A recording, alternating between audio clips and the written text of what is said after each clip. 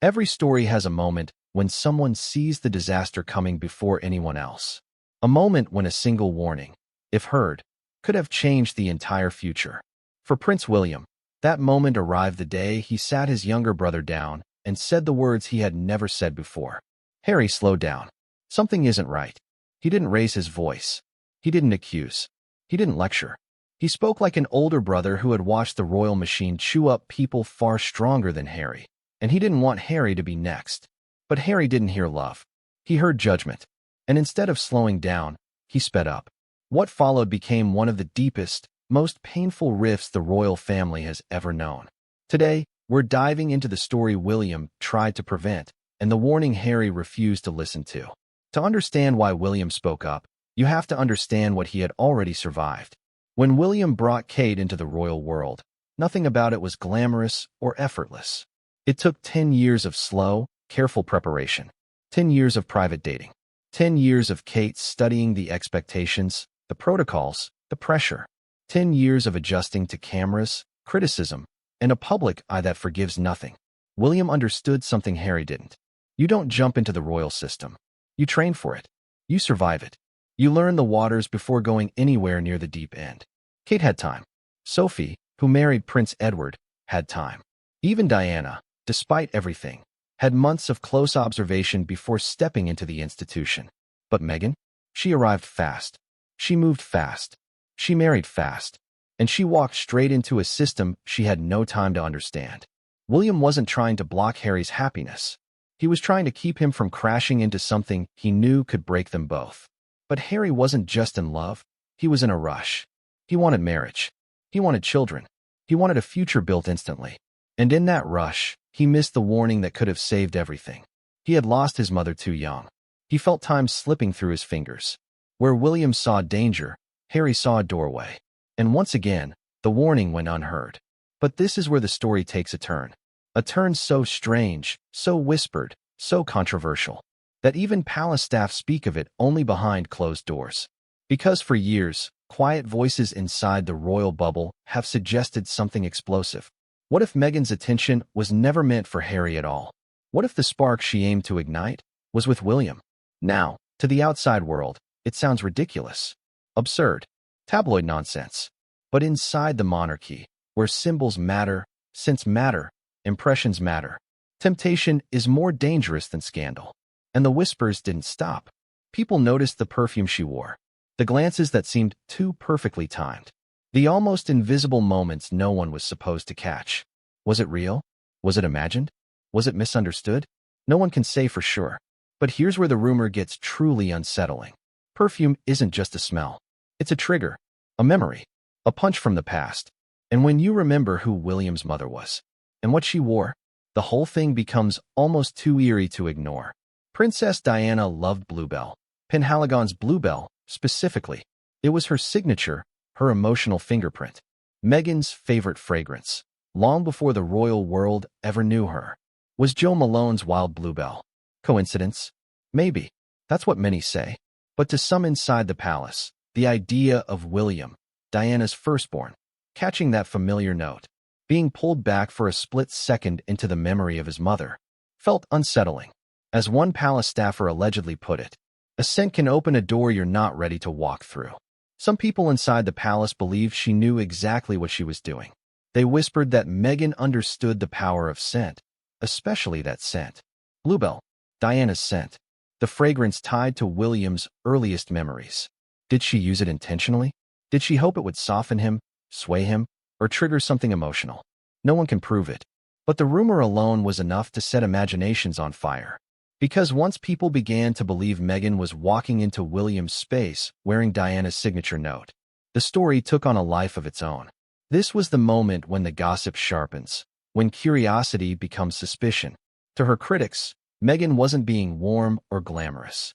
They painted her as someone who understood attention too well, someone whose Hollywood instincts didn't quite match royal expectations. They scrutinized everything: the light touch on an arm, the way she leaned in when she spoke, the smiles that seemed a little too polished, a little too practiced. To those who already doubted her, it looked intentional, calculated, like someone testing boundaries. Someone seeing how far charm could go inside a palace built on protocol. And soon, a new label began to float through the whispers.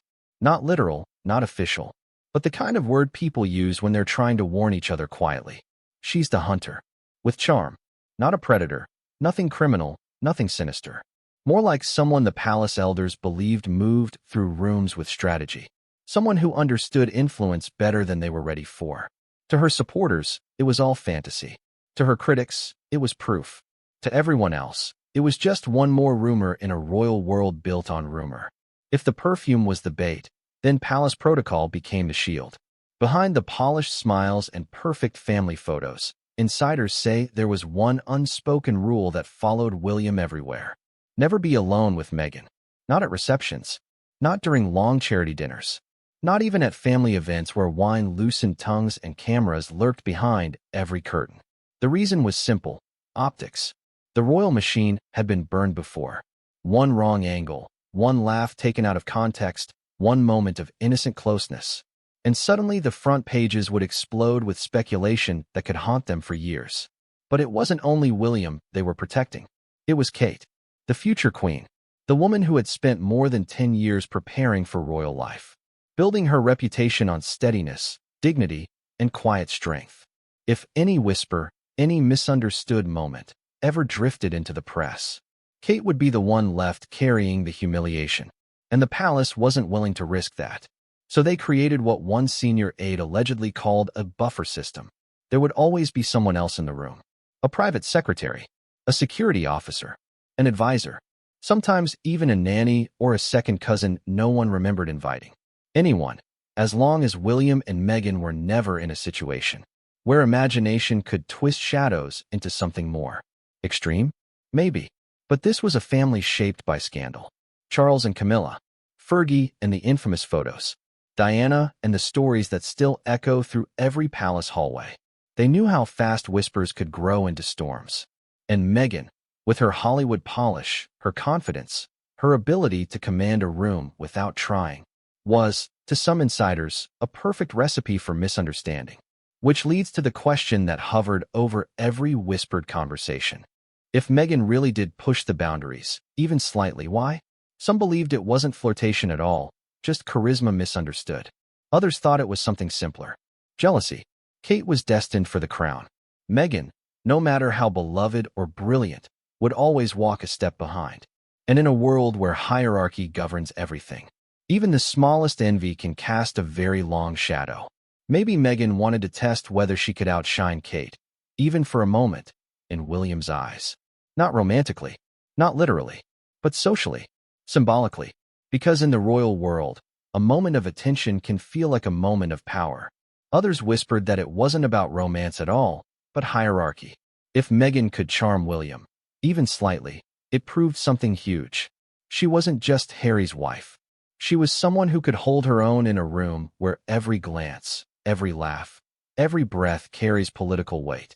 Then came the darker theory, the kind that spreads because it's dramatic, not because it's true. Some believed Meghan thrived on shaking the system. That nudging boundaries with staff, with protocols, with Harry, even with William, was her way of saying, "You will not box me in." Whether that was real or imagined didn't matter. In a world built on careful choreography, even the idea of unpredictability feels like danger. And that's what makes this whole story so intoxicating. It doesn't matter what Meghan meant.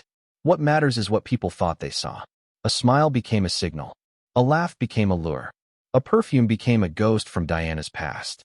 In a family whose history is written in betrayal, heartbreak, and scandal, the mere notion that Meghan might have been bold enough to cross invisible boundaries with the future king was the kind of whisper that could echo for decades. And it only grew louder because Meghan and Kate were, to the public eye, opposites in every way. Kate was restrained, hands gently clasped, shoulders relaxed, a smile that never pushed too far in any direction. She didn't walk into a room, she glided through it. The perfect future queen. Meghan was expression, Hollywood warmth, laughter that came from the chest, a hand on an arm, a lean in when she cared about a conversation. She didn't disappear into a role, she owned a room. Porcelain versus fire, tradition versus charisma, presence versus energy. Side by side, the contrast wasn't just noticeable. It was explosive. So every time Meghan stepped a little too close to William during a public moment, every time her laughter rang a little louder than Kate's quiet smile, the world filled in the blanks with its own imagination. And the palace, already sensitive from generations of chaos, felt the tension like electricity. Every time Meghan laughed a little too brightly, the contrast beside Kate sharpened like a blade. Kate's poise looked quieter, more regal, more untouchable. It wasn't just two women standing side by side. It was two competing visions of the crown unfolding in real time. Kate, the traditional heir to centuries of British restraint. Meghan, the modern disruptor, expressive, emotional, unmistakably American. And when those two energies collided, Meghan's every gesture felt louder, bolder, and, to royal traditionalists, dangerously out of place. But the most haunting layer wasn't Kate. It wasn't even Meghan. It was Diana. Because for William, his mother isn't just a memory. She is the shaping force of his entire adulthood, the anchor of his childhood, and the defining wound of his life. So when the public pointed out visual echoes, the way Meghan's necklines resembled Diana's, the way she cradled a child on her hip in a familiar pose, the way her perfume hit the air with a bluebell note reminiscent of Diana's signature scent, the idea spread like wildfire. Was it homage? Coincidence? Or the media's own obsession projecting Diana onto every woman who entered the royal sphere? The palace hated the comparisons. Diana is sacred. Diana is untouchable. Diana is the one figure no one inside the royal family ever once weaponized, even accidentally. And yet the public couldn't stop drawing lines between the past and the present. Not because Meghan was Diana, but because the monarchy has never escaped Diana's shadow. Not truly. Not ever. That's why the whispers never died. Not because anyone had proof, but because the ingredients were too potent to ignore. Perfume, power, jealousy, legacy, and the ghost of the most beloved woman the monarchy ever lost. You mix those elements together, and the story stops being a rumor. It becomes folklore.